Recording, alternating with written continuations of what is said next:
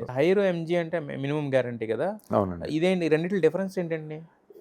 ఇప్పుడు ఒక సెంటర్‌లో 4 థియేటర్‌లు ఉన్నాయండి. హ్మ్. ఇప్పుడు మా సినిమానే ఉంది 'చెన్నై లవ్ స్టోరీ'. అప్పుడు నలుగురు మాకు సినిమా కావాలని వస్తారు.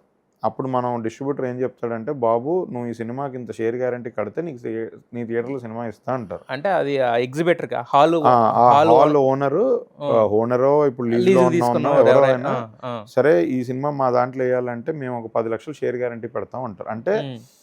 9,00,000 చేసినా, 8,00,000 చేసినా వాడు 10,00,000 కట్టాల్సిందే. కట్టాల్సిందే. ఆ! వాడికి కట్టే ఎక్స్‌ట్రా అమౌంట్ వాడు క్యాంటీన్ రెవెన్యూ ఏదో హ్మ్. బెట్ చేసుకుంటున్నాడు. హ్మ్. హ్మ్. సో, ఎవరైతే వచ్చి ఎక్కువ అమౌంట్‌కి షేర్ గ్యారంటీ పెడతారో వాళ్ళకి సినిమా ఇస్తారు. సినిమా ఇస్తాం. హ్మ్. కొన్ని సందర్భాల్లో ఏంటంటే వాళ్ళకి ఫుల్ రన్ ఇచ్చేసి స్టిల్ పెద్ద సినిమా అంటే ఒకటే థియేటర్‌కి మనం రిస్ట్రిక్ట్ చేయలేం కాబట్టి సైడ్‌లో ఉన్న ఇంకొక బెటర్ థియేటర్‌కి 1 వీక్ ఇస్తాం. బట్ 1 వీక్‌కి కంపల్సరీ తీసేయాలి. హ్మ్.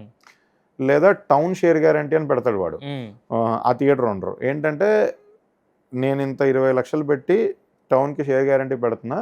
ఈ 2 థియేటర్‌లో ఏసే రెవెన్యూ కూడా నేనే తీసేసుకుంటా. నా ఇష్టం వచ్చినప్పుడు అక్కడ ఆపేస్తా. హ్మ్. సినిమా పే ఆఫ్ అయిందనుకోండి 1 వీక్ వరకు పక్క థియేటర్‌లో ఇచ్చి వీడు మాత్రం 3 వారాలు, 4 వారాలు రన్ పెట్టుకుంటాడు. హ్మ్. హ్మ్. సినిమా పే ఆఫ్ అవ్వలేదనుకోండి హ్మ్. వాడు ఓన్లీ 3 డేస్‌కే ఫ్రైడే, సాటర్డే, సండేకే ఓపెనింగ్స్ వచ్చినప్పుడు ఉంచి మండేను సినిమా తీసేసి పక్కన హ్మ్. వీడి థియేటర్‌నే పెట్టుకుంటాడు సినిమాకి. హ్మ్. సో, అలా షేర్ గ్యారంటీ అంటే ఏం లేదు. బేసికల్లీ కాంపిటీషన్ ఉన్నప్పుడు హ్మ్. ఒకడితో మన రిస్క్ తగ్గించుకోవడానికి ఒకడి మీద కొంచెం రిస్క్ నెట్టేస్తాం అనుకోండి. అవతలోడు కూడా వాడికి తీసుకుంటాడు కావాలి రిస్క్. కాబట్టి వాడు హ్మ్. తీసుకుంటున్నాడు. హ్మ్. ఇది షేర్ గ్యారంటీ. హ్మ్.